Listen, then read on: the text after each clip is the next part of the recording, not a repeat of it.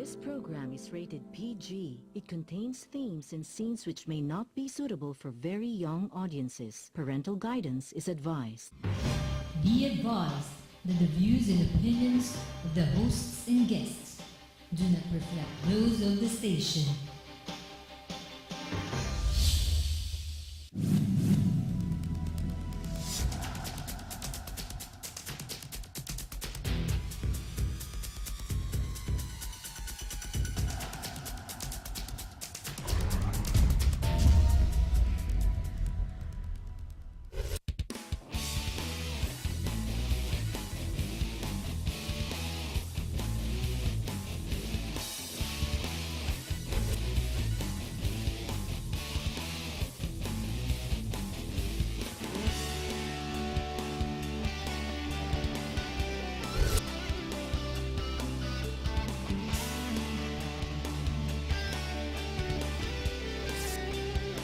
You are what you watch. Good evening, my name is Harriton Watko. Welcome to our program. Ladies and gentlemen, what exactly do we understand about ourselves, our country, the nation, basically as a whole, with reference or vis-a-vis the rest of the world? Now, what is this all about? Let's call this the irony of self-interest. With too much self-interest, ang nangyayari, it implodes if not explodes. Either way, it blows up, simply because there's too much greed and self-promotion. With that right in front of your face, what happens, it's all about me, me, me. The self-centeredness will actually kill you. This is what will happen when it corrupts, and it corrupts absolutely. This is what happens when dictators come around, especially dictators that blame their style of leadership and use theories such like communism as the ideal just to promote specific self-interest. But let's look at the other side of the pendulum. We have what we call the future. Oh, I love my country. I love my children. I love the future. And I want my country to I want to promote my country towards the future. But without a little self-interest or talking about what you're doing today, how can you look at tomorrow? In the Catholic faith, we like to call this, if you don't love yourself, how can you even promote to love somebody else? Parang ganun din po yun eh. So, anong nangyayari, pag maayos ang sitwasyon ngayon at ang pagmamahal natin sa sarili at ang disiplina natin towards ourselves, this is how we have to look at the future. Now, promoting yourself, maybe to a certain degree, not loving yourself and hating yourself to a certain degree as well, can both corrupt. But this is the irony of what we call self-interest. Now, we're going to talk about these issues, but this will be in reference to a number of things. Of course, the current events at what we read all over the world. It seems the world is in continuous bedlam or terror. It seems like that from the Crimean state, which we see in Russia, Ukraine. What do we call it? Russia now or Ukraine? We've got the problem with China and, of course, the rocks that we are trying to protect with our perception that it does have natural resource. Sure, we own it. But shouldn't we look after Malaysia instead and Sabah, which we already own, wherein 70% of its population is basically Filipino, and that's exactly how they speak there. Tagalog, hindi naman Malaysian eh, or Bahasa. Now, we have to love ourselves, I guess, if we want to promote ourselves and our country and our future for our children. But too much love of that turns you into what we call a dictator. There is no fiscal discipline, there is no nothing. Ladies and gentlemen, to discuss these issues with us, there's none other than Professor Gil Santos, who's the president of the Futuristic Center, who does special lectures also for the Lyceum of the Philippines University. Hi, Prof. Gil. Salamat narito ka. Buti may oras ka na.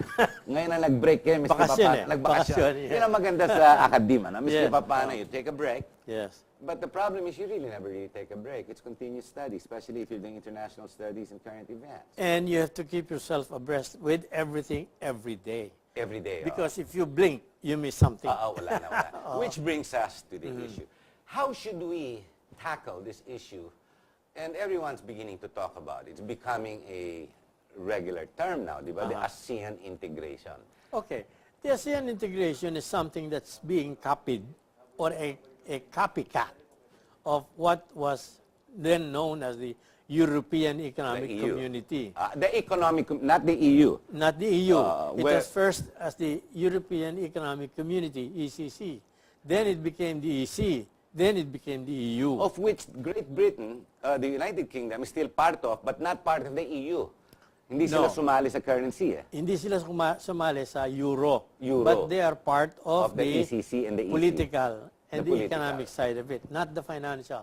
Now, being the copycat, how can we even do that when the history of Europe, to begin with, has been totally adverse towards each other, their heritage? I mean, the war, World War II, World War I, Yes. between the different countries that are all landlocked with each other.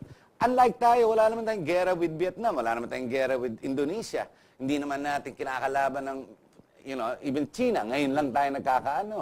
Wala naman tayong kalaban talaga dito sa ASEAN eh. What we have to understand and appreciate, internalize when it comes to our own political leadership here is, number one, our region, which is composed of 10 member nations of the ASEAN, have all been colonial subservients Yes. to the European Colonized power. by the West, Colonized, yes. yeah. Therefore, your cultures are all mixed up. The Indonesians were under the Dutch, The Dutch. the Burmese, the Indians, and The Brits, under the Brits were under, they all were under the Brits. Yes. Tayo, Spanish. Spanish, and then the Americans. The yeah. Americans. Yes. And then what you have? You had in Timor, in Portuguese Timor, you had Portugal. Even. Correct. You see. So Correct. the whole Tama. thing, Malaysia was under the British. So what you have here is a multicultural level. And as such, even if you look at our economy, they're competitive. We are basically agricultural. You see, if you want to look at it, we belong to the tropics. And these 10 ASEAN countries contain only 3% of the total world's geographical area. Yet, the biodiversity or the whole living lives in that area makes 25% of the total of the world.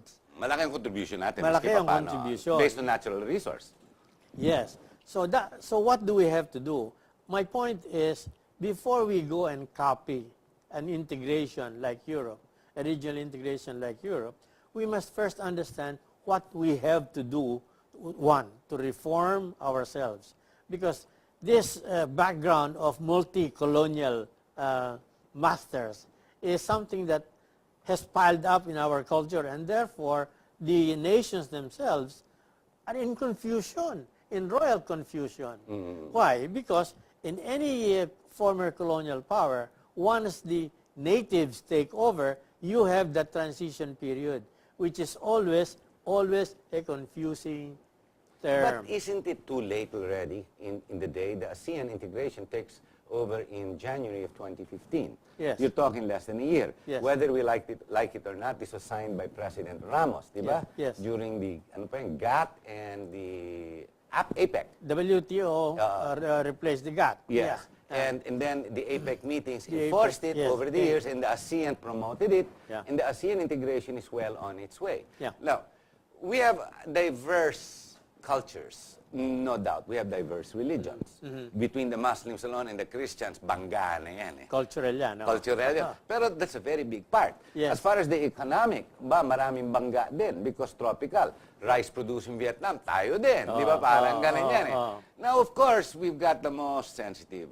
We were all run by basic dictators, Yes. authoritative regimes, Yes. including the Philippines with Marcos Yes. era. Yes. And of course, oligarchs, all these past 5-6 decades.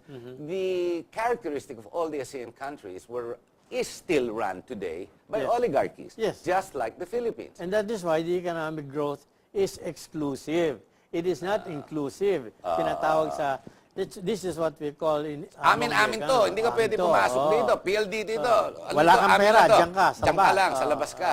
Pero the that's a point. bad example because that's already owned by the Indonesians. But going along, getting along, how do we address the ASEAN integration? Many say na, the academy, hindi, mag-integrate na yan kasi papalitan na natin yung timetable.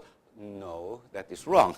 Yeah. The timetable of the school is between the private schools among the other schools so Yes. that they can cross-enroll. That's right. Basically, yun lang yun, Yes. period. Based on the academic, di ba? And the number of years that you spend pre college. Pre-college. Yeah, yeah. Or even post, Yeah. should you want to further specific studies. right.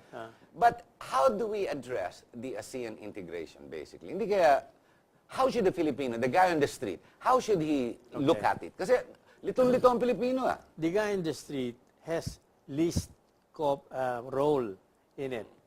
The bigger role are those in government and in the investors, those who are already in the industries. I'll give you one example. We have had a conference on the sugar industry in the Futuristic Center. And you know what the sugar industry is complaining about? By 2015, next year, the sugar, which is manufactured in Thailand, is going to be cheaper than sugar manufactured here. It's going to flood the market then. Yes. Why? Because, number one, the equipment of all Industrialized sila. industrialized. They Tayo use hindi. modern technologies. We don't. They use scientific methods. Tayo, hindi. We belong to the old. Therefore, what do? We now go and cope with it. And the suggestion from the sugar industry leaders, private leaders, are, one, let us now look at the uses of sugar, not as food. Because as food, we can buy them cheaper. Now, what can we do now? We can use it for fuel or energy or any other uses which will make the sugar industry viable. And therefore, you don't have to lay off people. In short, the point they're saying is, it's not totally hopeless. So, huwag natin banggain ang inevitable. Let's complement what is inevitable. Complement by understanding the implications, understanding the whole thing, and what should we do. In addition, our leadership must have the political will to follow what we should do. You see, we should not just say, but that is constitutional, we cannot allow it. You see, no, it should not be so. Let us take the case of land. See, in our culture, because of our colonial past, what we've been told was, if you own the land, you're rich. Correct. Asendero ka. Ha? Don. Don Quixote. Sa ibang bayan, it's the ability to cultivate and make the produce other than the requirement to have to own it. Make the land productive. That is what it is. That's where government has come in over the decades to Yes. subsidize them using commercial or private banks other than the public to promote their industry. Professor, we're going to have to take a short break. Okay. I'm told we have to take 2 breaks now. So here's break number 1. Enjoy it. We'll be right back. Okay.